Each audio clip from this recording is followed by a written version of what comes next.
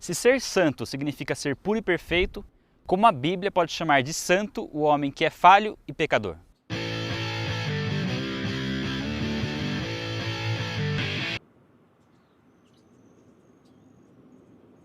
Saudações a todos, mais um vídeo do canal Vai na Bíblia e hoje vamos falar sobre santidade. Ser santo é ser perfeito, sem defeito algum. Ser completamente justo, puro e totalmente separado do pecado, ou seja, um atributo exclusivo de Deus. Somente Deus é moralmente puro e perfeito. Inclusive, a principal forma utilizada, até mesmo por anjos, para adorar a Deus é chamá-lo de santo. Por que então a Bíblia consideraria alguns homens e mulheres como sendo santos? Inclusive, ao contrário do que muitos pensam, essa condição de santo não se aplica somente aos grandes apóstolos ou aos nomes famosos da Bíblia, mas se refere a pessoas comuns como eu e você. Mas se por mais piedosa que uma pessoa seja, por mais obras de caridade que ela faça, ainda assim é impossível alcançar o padrão de santidade exigido por Deus, como é que a Bíblia, ou seja, o próprio Deus, pode chamar alguém de santo? A resposta é muito simples: Jesus Cristo. A Bíblia ensina que receber Jesus Cristo significa ser considerado uma nova criatura, ser purificado do pecado e ser tirado do reino das trevas e transportado para o reino de Deus. Santo é todo aquele que crê que Jesus é o Cristo, o Filho de Deus, crê na sua vida sem pecado, morte sem culpa e ressurreição dentre os mortos. Quando isso acontece, quando cremos, Cristo passa a habitar em nós. E se Cristo vive em nós, somos santos.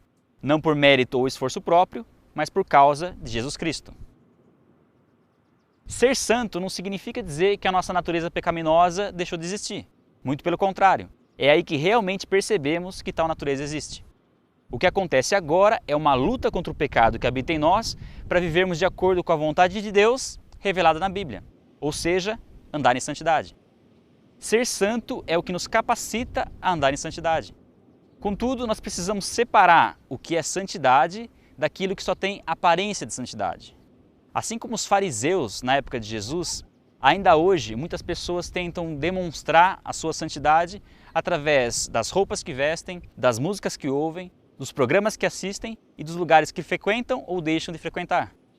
Porém, quem geralmente tenta demonstrar uma santidade através de usos e costumes, acaba se esquecendo de que a santidade ensinada pela Bíblia não é algo para ser exibido e muito menos feito para se receber elogios. É algo para ser vivido em nosso particular com Deus, algo interior que nem sempre ficará evidente a outras pessoas. E aqui é preciso fazer um parênteses e explicar a relação entre fruto do Espírito, que nós falamos em um outro vídeo, e a santidade. Desenvolver o fruto do Espírito, que é amor, alegria, paz, paciência, bondade, benignidade, fidelidade, mansidão e domínio próprio, é uma parte importante no desenvolvimento da santidade. E na maioria das vezes ficará evidente a outras pessoas. Porém, a parte essencial no processo de santificação está relacionada àquilo que fazemos quando ninguém está olhando. O único capaz de saber se de fato estamos andando em santidade é o próprio Deus. Afinal, somente Ele conhece os nossos pensamentos, as nossas intenções e as nossas motivações. Mas então, o que é andar em santidade? Andar em santidade é não se deixar dominar pela inveja, orgulho, cobiça, ganância, raiva, incredulidade, medo, preguiça, idolatria ou qualquer outro tipo de imoralidade e depravação. Principalmente na área sexual, como libertinagem, promiscuidade, lascívia, fornicação e pornografia. Ninguém que viva na prática dessas coisas e goste disso pode dizer que é santo e muito menos salvo. Por mais próspero que seja, por mais milagres que tenha realizado e por mais experiências sobrenaturais que tenha tido. Santidade é a separação e afastamento do mal em todos os aspectos, sejam das vontades da nossa carne, sejam dos valores do mundo. Mas como isso é possível? Como é possível lutar contra os nossos próprios desejos, controlar nossa mente e não pensar nesse tipo de coisa? Bom, primeiro de tudo é preciso entender que o que passa nas nossas mentes não é o problema. Nós não temos como impedir que certos pensamentos venham à nossa mente, seja por causa do nosso mau desejo, seja pela influência do diabo ou pela combinação das duas coisas. O grande problema está em não orar a respeito e permitir que tais pensamentos cresçam ao ponto de determinarem o nosso comportamento e as nossas ações. Mas se mesmo assim o pecado acontecer, deve haver arrependimento. É preciso confessar o pecado diante de Deus e também das pessoas envolvidas. Quando existe apenas remorso, não há perdão. E enquanto o pecado permanece oculto, não há cura. A consequência disso é que, aos poucos, se perca a sensibilidade para ouvir a voz do Espírito Santo, ficando muito mais difícil resistir aos desejos da carne e muito mais fácil se entregar aos prazeres do mundo. Por essa razão, é necessário obedecer e dar liberdade ao Espírito Santo, para que ele nos ensine, nos repreenda e nos corrija quando for necessário. Isso é o que vai desenvolver nossa intimidade com Deus e nos manter longe do pecado.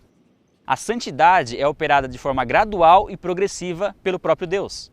É uma ação do Espírito Santo e não do homem. Trata-se de um aperfeiçoamento diário que vai desde os primeiros passos na vida cristã até a nossa morte física. E até lá, jamais seremos perfeitos. A verdade é que a Bíblia diz que se alguém tem prazer no pecado, que continue pecando. Mas se tem prazer no que é santo, por mais erros que cometa, que continue lutando contra o pecado e andando em santidade. Afinal, sem santidade, ninguém verá a Deus. Daí a importância em renovar nossas mentes com a palavra de Deus.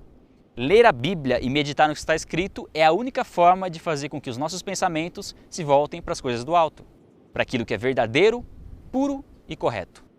Jesus Cristo deve governar nossas mentes, para que todo pensamento se torne obediente a Ele e que tanto o nosso querer quanto o nosso realizar sejam feitos de acordo com a sua boa, agradável e perfeita vontade. Vai na Bíblia, fica por aqui. Se você gostou do vídeo, deixa o seu like.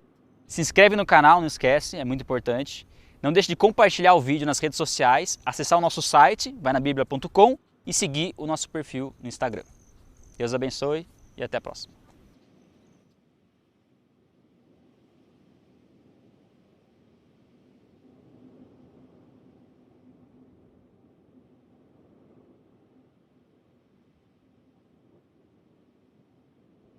Eu vou gravar de novo essa parte, porque ventou bastante aí, não sei se vai ter vento. Não deixe de compartilhar o vídeo nas redes sociais e acessar o nosso site, vainabiblia.com e seguir o nosso perfil no Instagram, que eu ia falar, estou muito rápido. Bem, primeiro de tudo, bem não, é bom. Bom, não, agora o bom fica esquisito. Tinha ficado bom. Tomar uma aguinha.